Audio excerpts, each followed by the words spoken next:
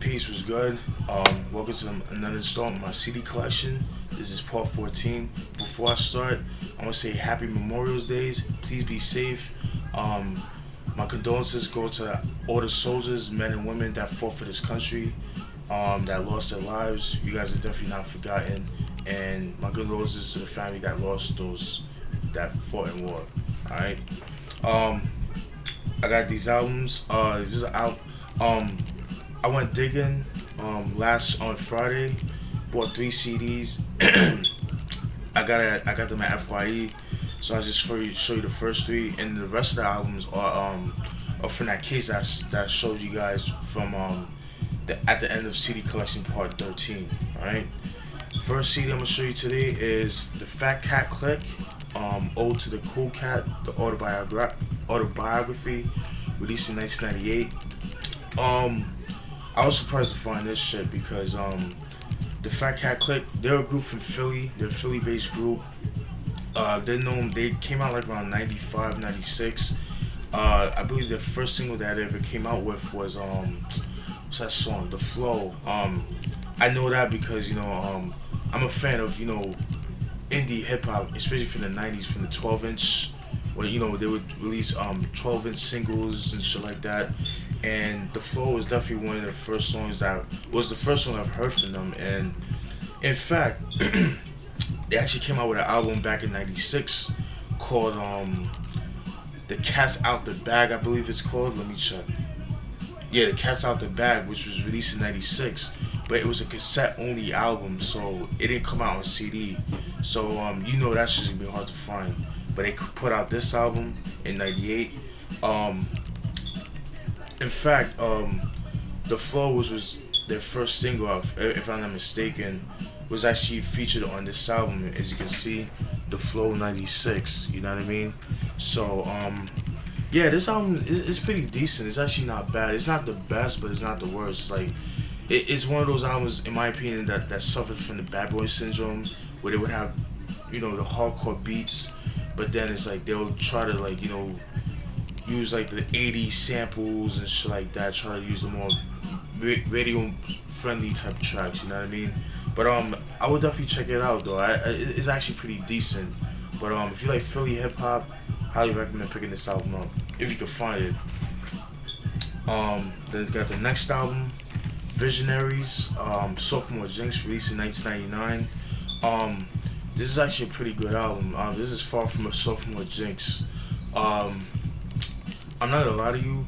I mean, I knew who they were, but I didn't really check their music out. Sold for $4.99.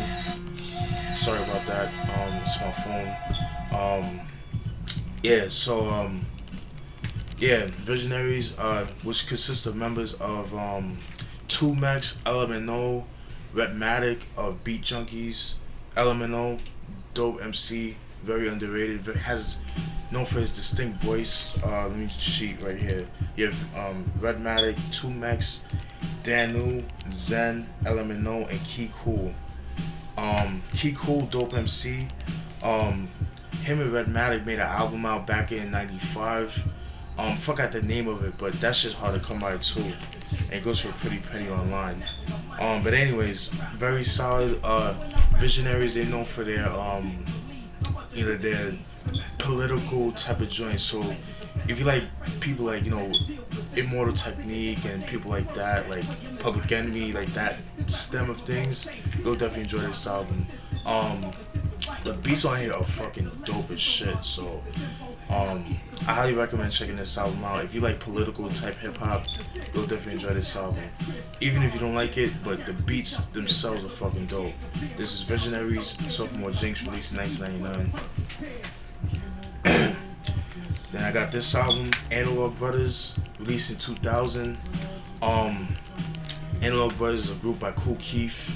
Kool Keith, he always likes to experiment and shit like that. He's known for his alter egos. Even though Slick Rick was the first MC to do the alter egos, but I think Kool Keith mastered that shit. Cause there's nobody other than Kool Keith, and MF Doom too. But I feel like Kool Keith is the master of this whole alter ego shit. You know what I mean? But it's a group that he put up, which consists of Kool Keith himself, but he goes by the name Keith Korg, Ice-T, um,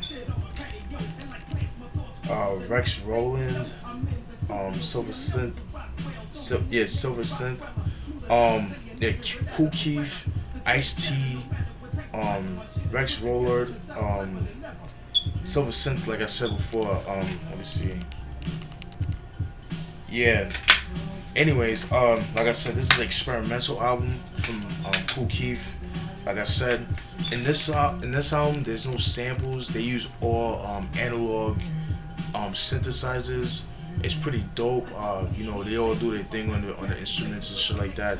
Cool. Ice-T actually plays on this shit, so I thought it was actually pretty cool. Like I said, very dope. If you know about Kool Keith, you know what you're getting yourself into. Kool Keith, you know, he does a lot of like sex rhymes and shit like that. Talks about bizarre, crazy shit. You know what I'm saying, shit like that.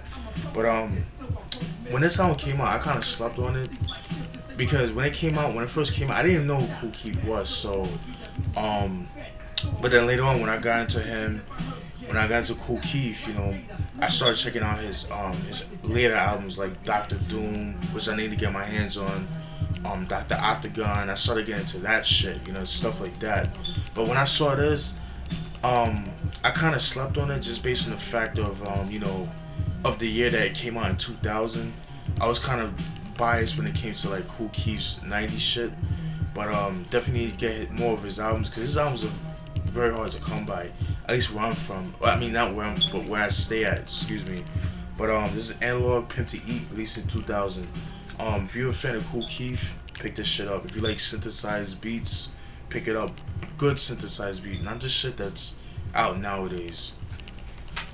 Let me see how much time I got left. Alright. Next album, Redman's Malpractice. This was released in 2001. This is his 5th album. My opinion, his weakest album in his collection. Besides Reggie, I hated the Reggie album. But this album, I was kind of disappointed with this shit because, you know, this album had so much hype. You know what I mean? Like, yeah, the Let's Get Dirty song was hot, and when it came out, I was liking this. I really liked it. But then in retrospect, when I listened to it again, it really wasn't that good. The production wasn't as good. I don't know. I guess because I was, you know, kind of I wanted more like a Muddy Waters type of sound from Redman, but you know, Redman, he always evolves, and that's the thing about Redman that I like. Redman is definitely one of my favorite MCs, but this album, I just didn't care for it. It was too over the top for me. The production was kind of weak in my opinion, very subpar.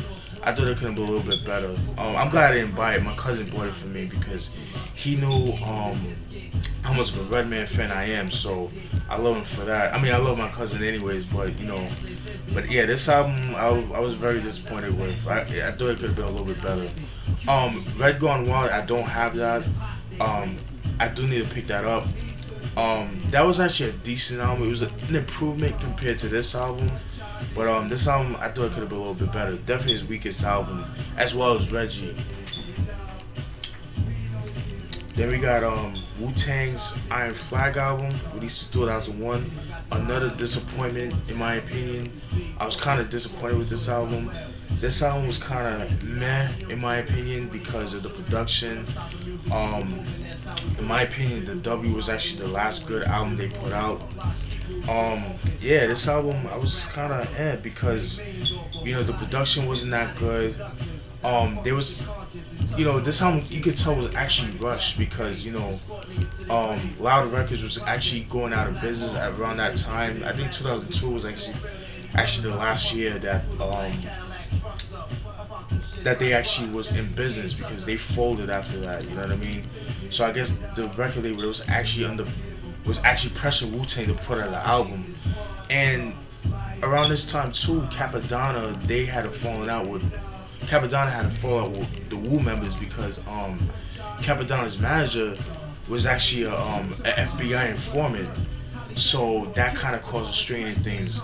So if you notice that you don't see Capadonna in the album cover, yeah, you don't see him. You just see the original Wu members. You know what I mean? So, and you don't see ODB because at the time he was on the run from the cops and shit like that. I think he got locked up around that time too. So, yeah, this album was not good, and that's just my opinion. I had a couple of decent tracks, but maybe like 3 or 4. But this album wasn't good. Then we got Rampage's first album, Scoutsana by the Way of Blood, released in 1997. This is actually his second album, and there's a reason for that, because he was supposed to come out with an album back in 1994 called The Red October, which was actually leaked. If you search for it, you could actually find it. You could download it, whatever. It's actually pretty good.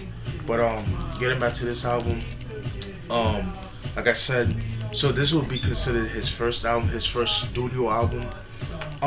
Overall, actually pretty decent, very underrated. Known for songs like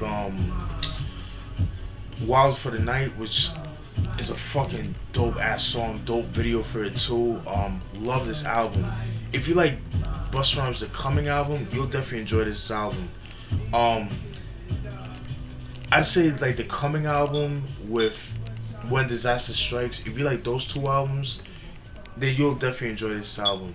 Definitely not as jazzy. It's like more dark, apocalyptic. It's more in the strength of the When Disaster Strikes. It's kind of more like with this album, but yeah, this is definitely a dope fucking album. Dope beats, DJ Scratch, Flipmo Squad in their prime, Rampage in his prime in my opinion. Yeah, very underrated, and it's actually out of print. So if you can find this album, definitely pick this album up. It also has another single called I think it's called Take It to the Streets, if I'm not mistaken. But yeah, very slept on. If you like Busta Rhymes, at least it's like his early shit, like at least his first 2 albums, then you'll definitely enjoy this album. This is Scoutsana, The Way of Blood, released by Rampage, released in 1997. Excuse me.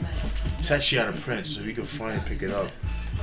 Then we got Gangstar's 4th album, Hard to Earn, released in 1994. No, excuse me.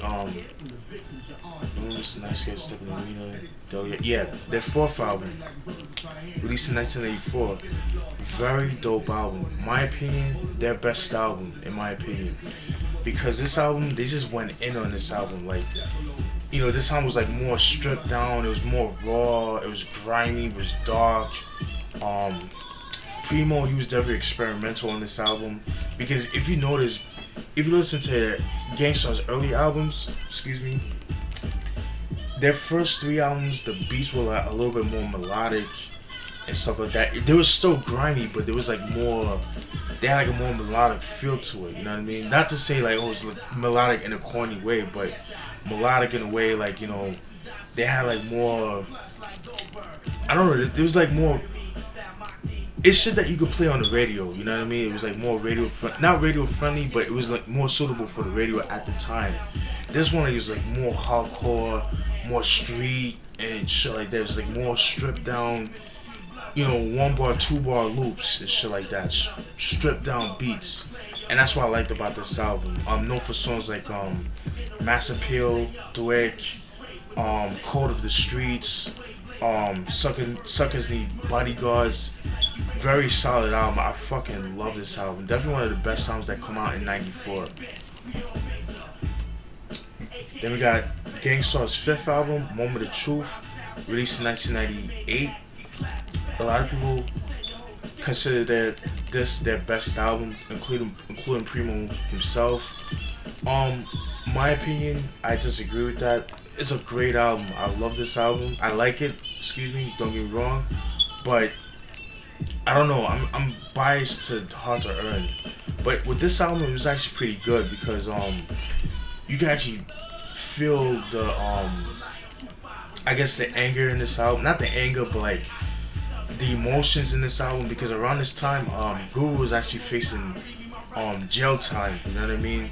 And this was actually real. This picture was actually taken in a courtroom, stuff like that.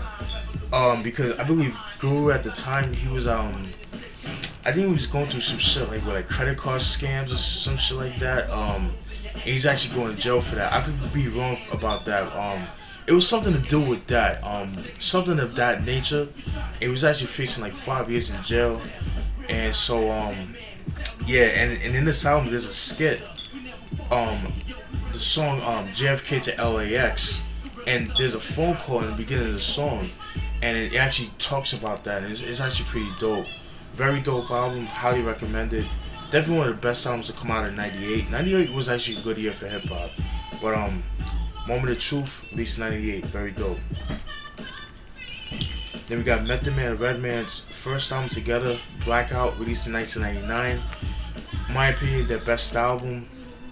A classic album in my opinion. Known for songs like The Rock Wilder, Tear the Roof Off. Yeah, mad songs. You. This is a very dope album. When this album came out back in '99, I mean, this was the album that a lot of people was playing. Definitely, Def Jam, you know, was running things at the time. You know what I mean? I wish their second album was kind of like this, but it wasn't. I was slightly disappointed with the album, to tell you the truth. But very dope album. I really like this. Very dope. Then we got Cannabis' first album, Cannabis, released in '98. Overall, I like this album a lot. You know, this is a time when, you know, Cannabis, you know, he was affiliated with the Fugees and the Lost Boys and stuff like that. This is when he had his ties with Wyclef Jean. Wyclef Jean was doing a lot of production on this album. And if you notice too, on the 2000 BC album, Wyclef Jean was absent because Cannabis felt like, you know, Wyclef Jean gave him subpar beats and stuff like that, like you know, didn't give him the proper promotion and marketing and stuff like that. So this album was actually slept on. And at the time too, he was actually going through the beef with Canibus, with LL Cool J, because of the song 4321 off LL Cool J's Phenomenon album, with the song 4321, where he said this he said the line, "Yo, the microphone off your arm, let me borrow that." He was talking about LL Cool J. LL Cool J took that as a diss, like, yo, how the fuck you gonna say that shit on my own song? So that's why that whole beef between LL Cool J and Cannabis went on, and then that's why he came out with the song Second Round Knockout, and LL Cool J came out with the song Jack the Ripper. LL Cool J did his thing on that song. He bodied Cannabis on that song, but in my opinion, Cannabis won that battle, because the Second Round Knockout, that song right there, killed LL. But, you know, LL Cool J did his thing on Jack the Ripper, but I think a lot of people gave LL Cool J the victor just the fact because he's the more commercial artist, because he was on Def Jam and shit like that. But those same people wouldn't even give LL Cool J the time of day. Let's keep it real, people. But Cannabis, Cannabis, highly recommended. Check it out. It's a dope album. I like it. Let me see how much time I got left. Alright, I'm gonna stop it right there. And keep it short because a lot more.